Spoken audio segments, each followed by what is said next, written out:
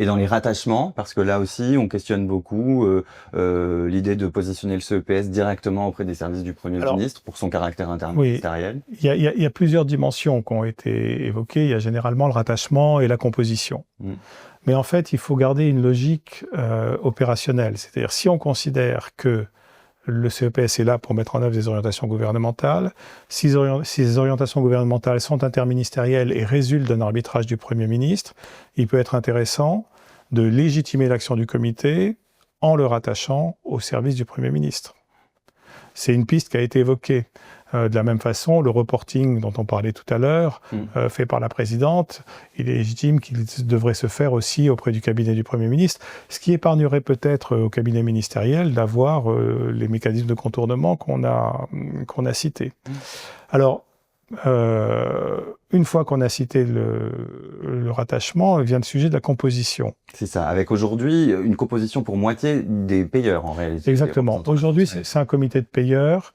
La donne a changé, enfin, y compris dans la dernière lettre d'orientation, on voit apparaître la contrainte de sécurité d'approvisionnement, l'ambition de souveraineté industrielle. Donc, est-ce qu'aujourd'hui la composition peut refléter de manière souple et agile cette approche, on va dire, multicritère? Peut-être pas. Mais en tous les cas, la question, pendant des années, on s'est dit, qu'est-ce qu'il faut rajouter ? Est-ce qu'il faut une voix de plus aux entreprises, une voix de plus à l'innovation, etc. Et moi, je pense que c'est alourdir le comité et le rendre beaucoup moins agile. Je suis partisan d'une réduction forte du nombre de membres. Autour de combien ? Je vais y venir. Une réduction forte du nombre de membres qui aurait deux effets. Ça diminue le bloc des payeurs et ça augmente le poids des voix respectives de la présidente et du vice-président. Alors, je ne veux pas défendre à tout craint le président et la vice-présidente, mais la présidente, pardon, et le vice-président, mais ce sont eux qui ont, au premier chef, la charge de transcrire ou de décliner les orientations gouvernementales. Donc, si on veut un comité agile qui réponde, entre guillemets, au quart de tour aux orientations qu'il reçoit, plus ces deux membres ont du poids dans les votes, plus ils vont diriger les décisions du comité.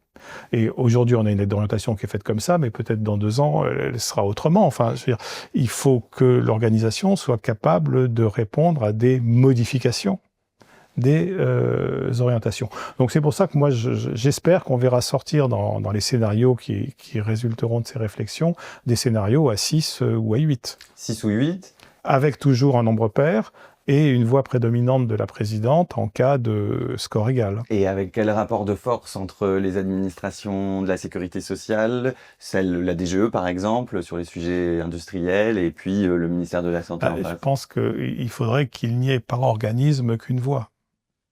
D'accord, donc 6-8, ça ferait une voix par administration, DGE, DSS, une voix pour l'assurance maladie, une vice-présidence, une présidence.